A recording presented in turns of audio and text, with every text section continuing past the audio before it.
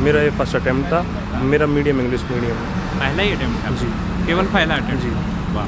मैं प्री में 85 के समथिंग अटैम्प्ट किए थे और सीजेड में 42। दोस्तों नमस्कार, आप सभी का स्वागत है। जैसा कि आप सभी को पता है यूपीएससी का इंटरव्यू चल रहा है। लगातार हम कैंडिडेट से बात कर रहे हैं यूपीएससी की जर्नी में कौन कौन सी ऐसी बातें होती हैं जिनको ध्यान देना होता है।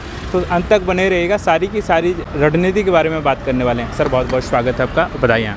Thank you sir. कैसा रहा इंटरव्यू सर? बढ़िया रहा है सर। अपने बारे में बताएंगे, नाम, अटेम्प्ट, मीडियम क्या है? मेरा नाम आदर्श शर्मा है। मेरा ये फर्स्ट अटैम्प्ट था। मेरा मीडियम इंग्लिश मीडियम है। पहला ही अटेम्प्ट था? जी। केवल पहला अटेम्प्ट? जी। वाह। तो अब स्पेशल ये वीडियो ये होने वाला है, पहले ही अटेम्प्ट में इंटरव्यू तक पहुँचे हैं, प्री मेंस पार कर दिया है, अब लास्ट स्टेज बची हुई है। तो कैसा इनका इंटरव्यू रहा, कहाँ से ज़्यादा सवाल रहे इनके, और ख़ासकर प्री के बारे में हम बात करने वाले हैं क्योंकि अभी नज़दीक प्री आ गया है। तो सर इंटरव्यू कितने मिनट तक का रहा है आपका? सर ये नॉर्मली मेरा 29 to 32 मिनट के समथिंग चला। अच्छा, पहले ही अटेम्प्ट में गए हैं तो कुछ ऐसे स्पेशल सवाल रहे हैं आपसे? नहीं सर, मेजरली जो सवाल थे वो एक्चुअली मेरे बैकग्राउंड से थे जी। और करंट ओरिएंटेड थे। अच्छा, ये बताइए कि पहले ही अटेम्प्ट में प्री मेंस हो गया आपका, क्या कब से तैयारी में थे आप? ये जनरली 1 ईयर की प्रिपरेशन तो लगती है इसमें, तो वो जनरली 1 ईयर की थी। ग्रेजुएशन कब हुई आपकी? ग्रेजुएशन अभी इसी ईयर कंप्लीटेड हुई है। इसी साल में कंप्लीट हुई? जी। तो कब ग्रेजुएशन के साथ में तैयारी जी की जी, आप? लास्ट ईयर में। लास्ट ईयर से तैयारी की आपने? जी।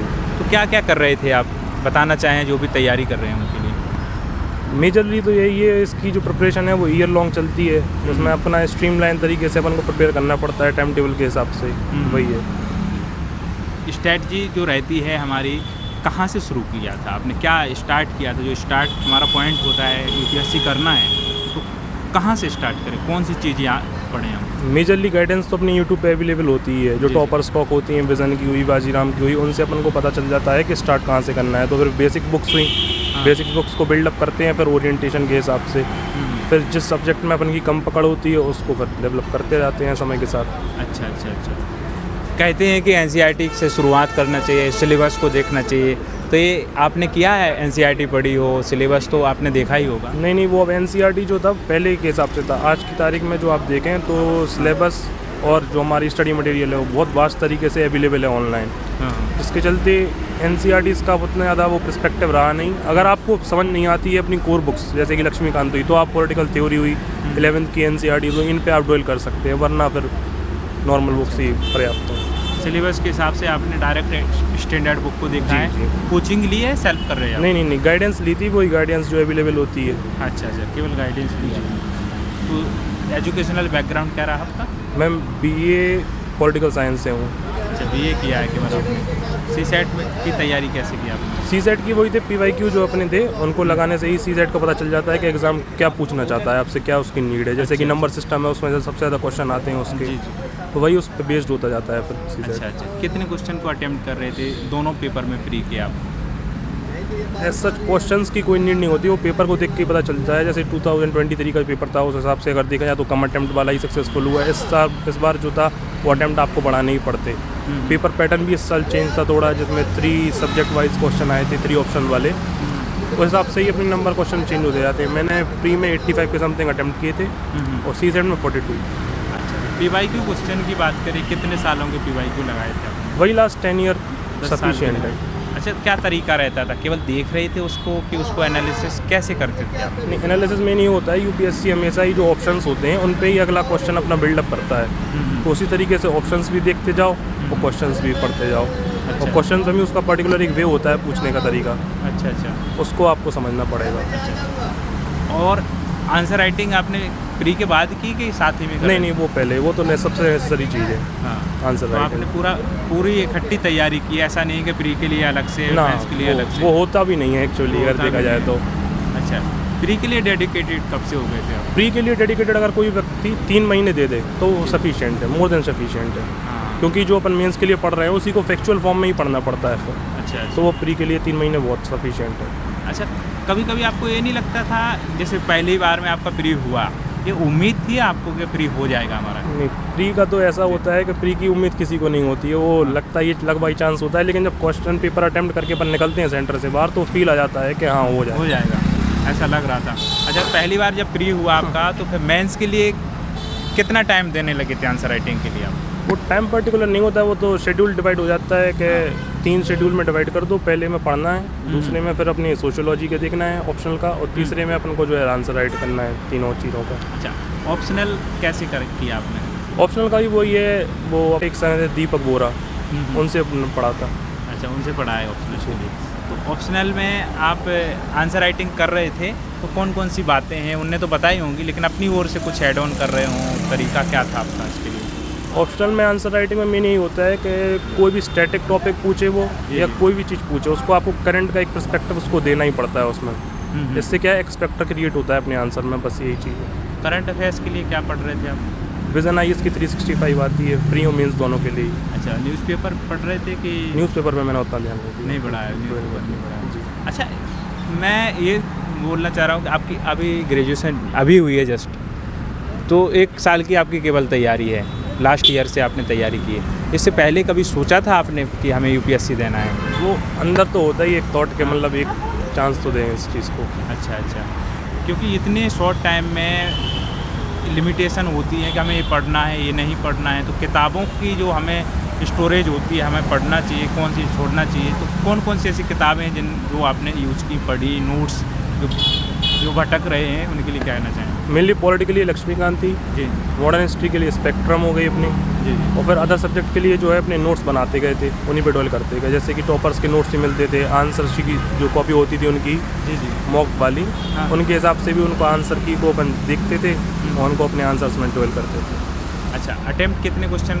प्री में कर रहे थे आप? प्री में बोला ना, अटेम्प्ट वो पेपर को देख के ही पता चलता है। हाँ, ये क्वेश्चन हो किस गया बोर्ड हमारा। पे? अच्छा, अब ये बताइए कि जो मेन सब्जेक्ट होते हैं प्री में GS पेपर में, कौन कौन से ऐसे क्वेश्चन हैं जिस सब्जेक्ट से ज़्यादा आता देखने को मिलते हैं? प्री में? हाँ जी। प्री में मेनली अपना पॉलिटी है, हाँ। इकोनॉमी है, मॉडर्न हिस्ट्री है, हाँ। साइंस एंड टेक है। हाँ। ये 4 सब्जेक्ट ऐसे हैं, अगर इन पे आपकी पकड़ नहीं है हाँ। तो प्री मुश्किल है फिर क्लियर होना। अच्छा, इसमें core of the core subject है पॉलिटी एंड इकोनॉमी, ये इतने बेसिक है, अगर इनको आपने गलत किया तो आप फिर रेस से ही बाहर हैं। अच्छा जी। करंट अफेयर्स के बिना भी प्री निकाला जा सकता है?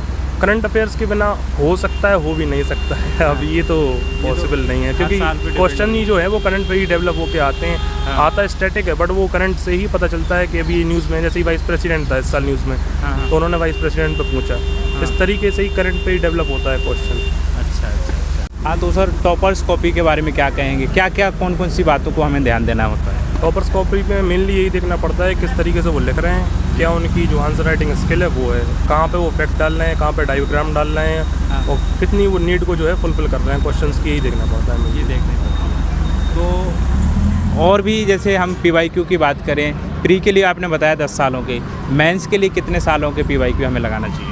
मेंस के लिए भी वो ये 10 साल की सफिशिएंट है, मोर देन सफिशिएंट। प्री के तो ऑप्शन देख के हमें करना है कि इसके आधार पे हमें डीपली जाना है, उसका एनालिसिस करना है, लेकिन मेंस के लिए क्या क्या हमें ध्यान देना होता है एनालिसिस में? देखिए, सबसे मेनली ये एक बात है, प्री के लिए सब्जेक्ट जो है डिफाइन, वो सिलेबस जो है वो उतना ज़्यादा डिफाइन नहीं है, लेकिन मेंस में जो है सब्जेक्ट फुल्ली तरीके से डिफाइन है। तो इसमें क्या है, UPSC थीम्स को ही रिपीट करती है। जैसे कि इरीगेशन पे जो है पिछले 3 साल से लगातार क्वेश्चन आ रहा था, तो 14 साल भी जो है वो परफेक्टली था कि आंसर आएगा, मतलब क्वेश्चन आएगा उस पर। इस तरीके से ही जो अपन को थीम को एनालिसिस करना पड़ता है। अच्छा। इसके बाद हम बात करते हैं पेपर एथिक्स की और ऐसे की, इसके लिए कैसे तैयार किया आपने? ऐसे में तो अपना आंसर फॉर्मेट पहले से ही फिक्स होता है कि हम लोग किस तरीके से चलना है, सब्जेक्ट वाइज या GS पेपर बेस, वो एक तरीके की अपनी आंसर राइटिंग स्किल ही होती है, उस पर अपना ऐसे कंप्लीट हो जाता है। और जो अपना ऐसे सिलेक्ट करने का तरीका होता है वो होता है जिसमें हमें डोमिनेटिंग फैक्टर लगे, अपना किस पे हम है हमारा डोमिनेटिंग फैक्टर, उस पर ही हम डुएल करते हैं हमेशा। नहीं, तो आप नोट्स भी बनाए थे इसके लिए कि नोट्स खरीदे थे कि एथिक्स में मेनली वो होता है, कोट्स होती हैं अपनी, हाँ। वैल्यू बेस्ड सिस्टम हो गया, जो अपने थिंकर्स हो गए, उनकी जो बातें हैं वही अपनी आंसर की वो लिखना पड़ता है, तो उसी के नोट्स बनते हैं प्रिपेयर। अच्छा। ऐसे में तो मैंने मुझे जैन सर की भी हेल्प ली थी, जो कि सारथी IAS में थे। अच्छा। तो उन्होंने पूरा सिस्टम तैयार करके दिया था मुझे। अच्छा, कुछ ये बोलते हैं कि न्यूज़पेपर पढ़ते हैं उससे भी हम हेल्प ले लेते हैं ऐसे में, तो ऐसा आप भी कर रहे थे? मैंने न्यूज़पेपर पढ़ा ही नहीं, तो अभी उतना। अच्छा, न्यूज़पेपर आपने पढ़ा ही नहीं, मैगजीन पढ़ रहे थे। अच्छा, मैगजीन से सब कुछ हो जाता है करंट अफेयर्स? जी, मैगजीन से वही चीज़ है, आप या तो फिर 2 घंटे दे दो अपने आप को न्यूज़पेपर पढ़ के, या फिर 2 घंटे को आप कहीं और यूज़ कर लो, और जो व्यक्ति पीछे लगा हुआ है न्यूज़पेपर पढ़ के मैगजीन बनाने में, उसकी हेल्प ले लो आप। अच्छा। अभी नज़दीक है अपना प्री है, इस समय से आपने क्या किया था प्री के लिए? इस समय से तो भैया PYQ पे पूरा प्रिपरेशन जो है मेरी चली गई थी। PYQ सारे जी। PYQ। सब्जेक्ट को पढ़ना, हाँ। उसके PYQ लगाना, हाँ। जो PYQ नहीं समझ आ रहा है उसके बारे में रिसर्च करना, बस यही था। अच्छा, डेली आप उसका रिवीजन कर रहे थे कि जैसे पढ़ लिया उसके बाद टेस्ट दे रहे होंगे आप PYQ? mock test। तो डेली करते थे कि वीकली करते थे? नहीं, जो अभी के हिसाब से अगर देखा जाए, अभी तो अभी 2 महीने से ज़्यादा ही समय अपने पास है, हाँ। तो अभी अपन वीकली रख सकते हैं उसको। लेकिन जैसे जैसे पास आए तो 1 महीने पहले तक फिर उसको हफ्ते ब हफ्ते हटाकर पर डे पे आ जाना चाहिए। हाँ। और फिर जो लास्ट मंथ है उस हाँ। पर केवल PYQ ही लगाने चाहिए, जिससे वो सब्जेक्ट मोड पे आ जाते हैं एग्ज़ाम मोड में। अच्छा, मिक्स पढ़ रहे थे आपकी, सब्जेक्ट बाई सब्जेक्ट कर रहे थे? वो नहीं, वो मिक्स ही होता है। मिक्स होता जी। अच्छा। तो सबसे ज़्यादा कौन से सब्जेक्ट पे आपने टाइम दिया है लास्ट में? लास्ट में सबसे ज़्यादा साइंस एंड टेक पे। साइंस एंड टेक पे। NCERT आपने पढ़ी ही नहीं, आप बता नहीं। रहे थे। फिर भी जैसे कि पॉलिटी में हम पढ़ रहे हैं, तो पॉलिटी में कौन कौन से ऐसे टॉपिक हैं जहाँ से ज़्यादातर सवाल आपने पढ़े हों और एक होता है उम्मीद कि यहाँ से ज़्यादा बनेंगे?